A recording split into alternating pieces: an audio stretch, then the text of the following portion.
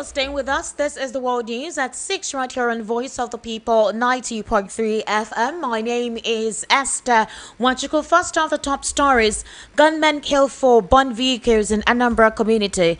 Fire guts 5 shops in Oyo State. NECO releases 2025 BECE results set to receipt exams for July 23 to 24. Ganduje gets new appointment after resigning as APC national chairman. Ganduje speaks on his new appointment. Atiku's aide reveals those to settle Atiku Obi Amechi's fight. And Ukraine suffers heaviest attack as Trump criticizes Putin. Details now.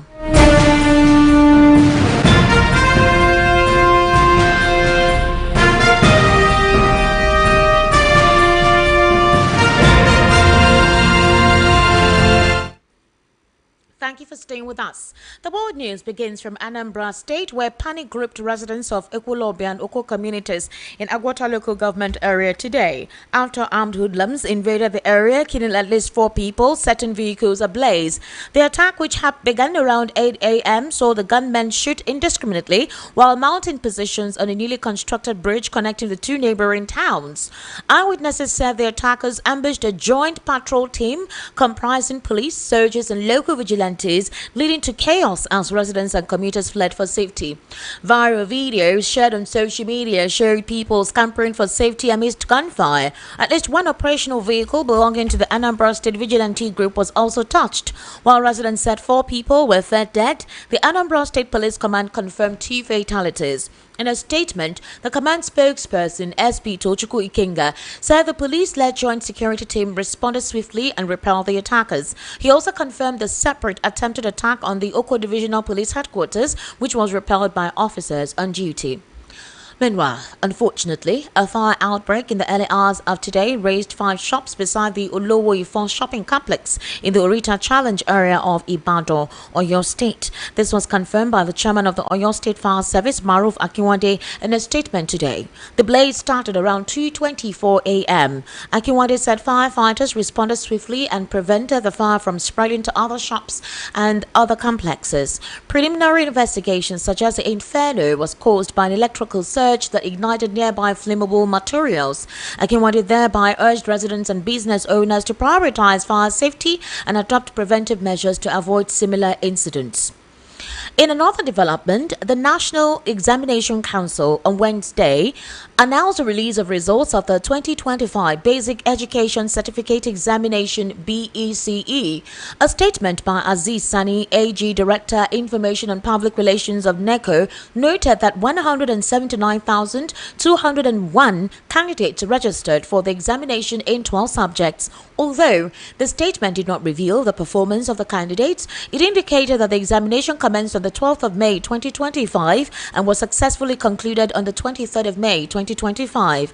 Aziz said the results of the examination was released following the successful conclusion of the 2025 BECE Award Committee meeting held at the Council's headquarters in Minna. He explained that during the meeting, the chairperson of the Award Committee, Dr. Folake Olatunji David, Director, Basic Education, Federal Ministry of Education, expressed satisfaction with the process leading to the successful release of the results. The NECO spokesman also indicated that the award committee meeting was attended by some secondary school principals from across the country as well as NECO management. In a recent move, former Governor of Kano State, Abdullahi Umar Ganduje, has been appointed the chairman of the board of the Federal Airport Authority of Nigeria. This comes only a few days after Ganduje resigned as the national chairman of the All Progressives Congress. The announcement was made during the formal inauguration of newly appointed fan board members in Abuja. Ganduje resigned from the ruling party's exalted position last week, citing urgent and personal matters. He has since been replaced by Ali Bukar Dalori as the APC's national chairman. Meanwhile, the former governor of Kano State, Abdullahi Ganduje, today officially resumed duties as the chairman of the board of the Federal Airport Authority of Nigeria, days after stepping down. The development follows a formal inauguration of the reconstituted boards of key aviation agencies by the Minister of Aviation. Ganduje promised that the newly inaugurated board members would be committed to advancing the aviation sector, stating that their appointments were based on competence and the need to reposition the industry. Now, the spokesperson to former Vice President Atiku Abubakar, Paul IBE, has stated that the delegates of the African Democratic Congress will be the ones to settle the purported fight amongst opposition leaders. VOP News understands that IBE made this statement while speaking during an interview with Trust Television. Recall that opposition politicians led by the former Vice President launched a coalition to unseat President Bola Ahmed Tinubu in 2027, adopting the ADC. Former Senate President David Mark emerged as a new national chairman and Ralph Aregbesola as National Secretary of the ADC. The adoption of the ADC by the opposition coalition had in attendance prominent figures across party lines. Amongst those present were former President Atiku Abubakar, Mr. Peter Obi, Dati Baba Ahmed, former Senate President David Mark, former APC National Chairman John Odige Onyegu, former Interior Minister Ralph Aregbesola, former Transportation Minister Rotimi Amechi, and former Attorney General Abubakar Malami. Days after the launch, Amechi and Obi openly declared their intention to contest on the ADC's platform. Speculation emerged that Atiku is also planning to contest for presidency in 2027. However, he has not yet openly declared his ambition. Speaking on reports of a possible implosion over the ADC's ticket, Paul IBE said leaders of the party had already reached an understanding on the need to make sacrifices before launching the coalition. And now let's move on to Abuja, where our senior correspondent Nkamiang John has this report from Abuja's capital city.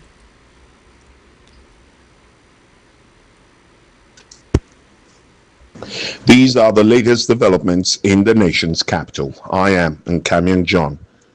The Federal Capital Territory FCT wing of the Nigerian Union of Teachers (NUT) has suspended the strike action embarked upon by primary school teachers since March 24, 2025. In a communique issued after a state wing executive council meeting held on July 4 and made available to the media on Tuesday, July 8, the union directed all primary school teachers to resume duties on Wednesday, July 9, 2025. The NUT said the decision to suspend the strike followed the intervention of the FCT minister Nyesom Wike, who approved the release of 16 billion naira for the payment of part of the teachers' outstanding salaries. The union expressed appreciation to all teachers for their steadfastness, solidarity, and prayers throughout the 4-month industrial action. The National Examinations Council (NECO) has released the result of 2025 Basic Education Certificate Examination (BECE) following the conclusion of the award committee's meeting at the council's headquarters in Minna, Niger State. In a statement issued on Wednesday, NECO Acting Director of Public Affairs Aziz Sani disclosed that a total of 179,201 candidates registered for the examination across 12 subjects. The exam was held between May 12 and May 23, 2025. The award committee meeting, which approved the release of the result, was attended by NECO management and secondary school principals from across the country. NECO also announced that the receipt examination for candidates who did not meet the required standards in core subjects will be held on July 23rd and 24th, 2025. The receipt will cover mathematics and English studies, key subjects required for progression into senior secondary school. Sani stated that the release of the result reflects NECO's continued commitment to credibility and transparency in the conduct and processing of examinations.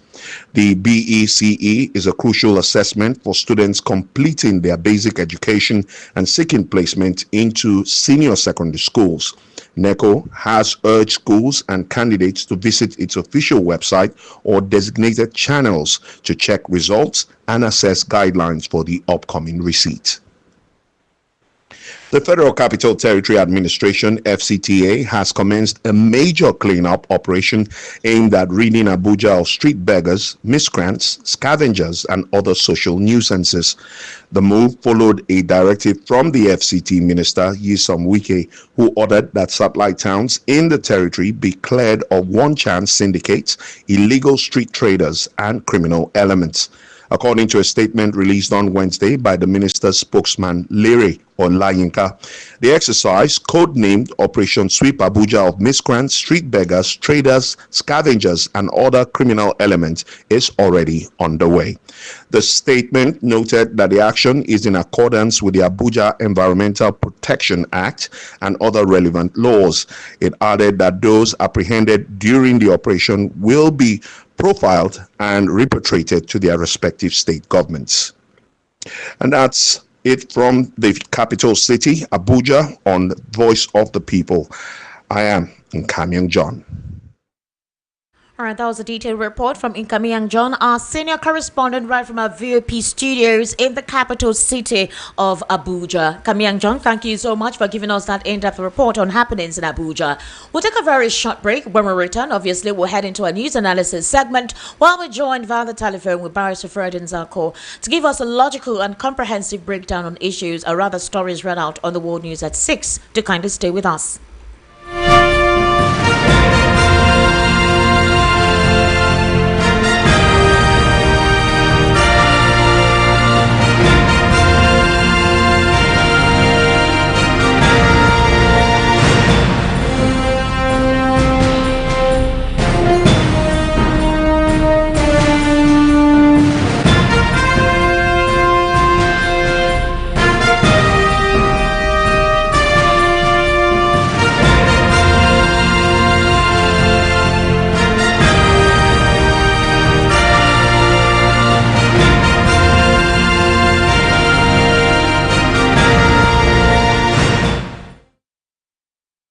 All right, welcome back. This is still the World News right here on Voice of the People, 90.3 FM. Barrister Fred Nzako, good evening and thank you for joining us today.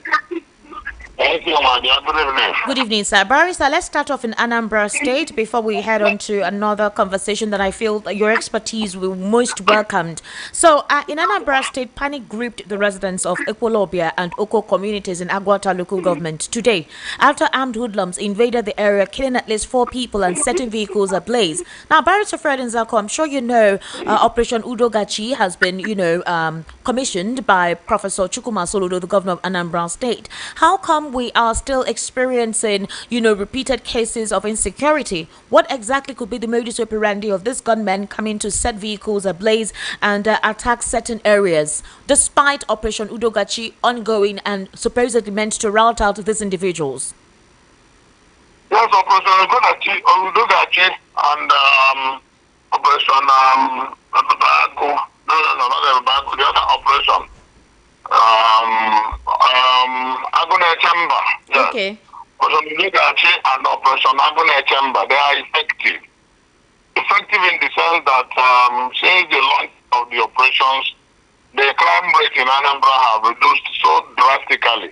Okay. But that doesn't mean that the crimes have been eliminated or wiped out completely. Of course, it is almost impossible to wipe out crime completely in any human environment. Also, when some of these criminals attack in a manner that it is very difficult to even know that they are coming. They come in from outside the state, they attack soft targets, and then they run away. So what it simply means is that all the surrounding states will also have to gear up towards the security of the entire, especially the entire southeast. And then it also means that more effort needs to be applied, especially towards contending the marauding herdsmen that have invaded almost all the forests in the south. Barrister Fred Nzako, I don't know if you remember, Professor Chukwuma Soludo recently in a town hall meeting disclosed that the people perpetrating mayhem in the southeast, specifically in some major Anambra communities, are done by their own people.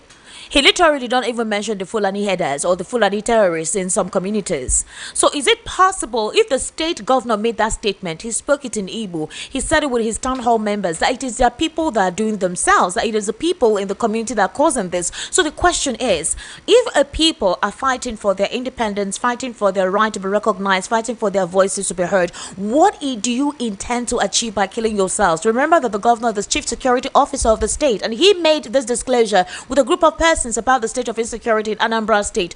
So does it mean that this same thing may be what is applicable in all the states in the southeast that have been volatile?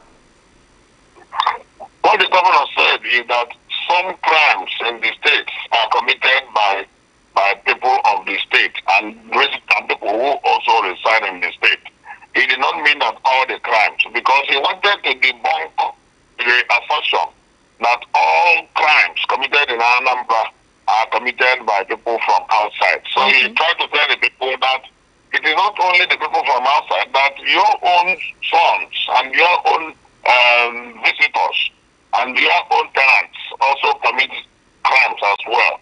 So we should look both inside and outside in order to curb the incidences of crime. But of course, the incidents have been largely minimized in Anambra State. If you juxtapose the current realities with what happened before the launch of the two operations, Operation Godachi and Operation Agone Chamber.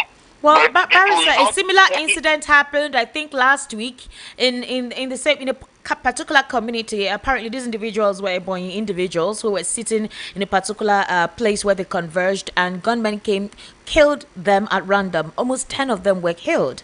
So again, how do you explain this kind of scenarios? It's very worrisome. The community was Oboji in Orumba, exactly. Government area. Yeah. And then even the police, they are still conducting investigation to know what happened. Some people from Ebonyi said that they had problems, internal also, of course, because they had a community association of Ebonyi citizens in Anambra, but they had challenges, and then some other people now came to kill their fellow brothers from Ebonyi.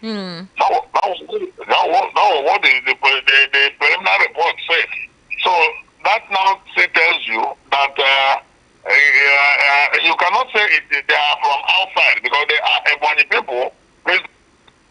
Of course, you know, an average Igbo community will have associations of wherever they are. Whether at home or in the diaspora, they will always aggregate in associations. So that particular one, you cannot say they are from Fulani extraction, neither will you say they are Anambra people. So these are isolated incidences of crimes. It does not mean that insecurity has pervaded the landscape of Anambra State. I can tell you with all sense of pride that the security situation in Anambra State has been very, very well arrested by the launch of the operations. Even though in some cases, the operatives of those operations sometimes could commit some human errors. You know, of some people complain that they are high-handed in some of their approaches. But of course, they act with a lot of zeal to wipe out crimes. All right. Barrister, I'm sorry to cut you off, but we're very short of time. So apparently, there seems to be a tussle between Peter Obi, Atiku, and Rotimi Amechi. The spokesperson to former Vice President Atiku Abubakar, Paul IBE, has stated that delegates of the ADC will be the ones to settle the purported fight, in quotes, amongst opposition leaders. Apparently, he made his statement just very recently, I think today. Now, you know that since this ADC came on board, there have been different permutations from all quarters. Some people feel that Peter Obi should not be amongst these bedfellows because of their antecedents. Others feel that these individuals who converged is basically just to take power from the president. Others feel that the president will definitely defeat this coalition. There are so many machinations, permutations, conspiracy theories in all of this. But one thing that stands out is the fact that each of these individuals have not left their primary political parties that they belong to. And would we say that these individuals are babies, that people think they did not do proper consolidation and proper thinking and negotiation for the past 18 months, as it was disclosed that they've been coming together? So what is this fight? Are we saying that Peter Obi did not know that Atiku's Atiku's heart is in the race, or that Amechi's heart is also in the race before he decided to be part of the coalition? Yes, I think the politics is seen as a very serious undertaking. Yeah. It is because it is through politics that leadership leadership of any particular environment is either elected, appointed, or elected. Yeah. And then the determination of leadership is essentially through politics. So as serious as politics is, it is still considered as a game. And that is why in a game, you either get it right or you get it wrong. It is natural. And that is why when you get it wrong, you could cry and then absorb your errors. If you get it right, you smile and then move on with your success. And people will naturally want to permutate. Of course, the bystanders now are even more interested in political calculations more than the politicians themselves. Exactly. And that is why every Nigerian has become a political strategist. Every Nigerian, because there's freedom of expression, which is lovely and beautiful in a democracy. People would want to say what they feel. But Barrister, in the first place, is there any fight amongst these individuals? Is there any fight whatsoever? What they feel may not be exactly what the people they are talking about have in up their sleeves. And I keep saying that, yes, it is, that's the beauty of it, that's the joy and sweetness of it. Let them guess, let them permutate, let them express their feelings and their nuances and even their preferences. It is all in politics. But what is critical and important is that at the end of the day, after all the permutations, it is still the people of Nigeria that will decide their fate in 2027. And that is why I want to urge Nigerians, why they are talking about politicians and doing their permutations. More satellite and the energies should be channeled towards the election management body, INEC. INEC. If Nigerian democracy flourishes, it is INEC. If Nigerian democracy dies, it is INEC. We cannot stop calling out INEC. But as we speak, so many people are not looking in the direction of INEC. Who are the people in INEC? What is their background?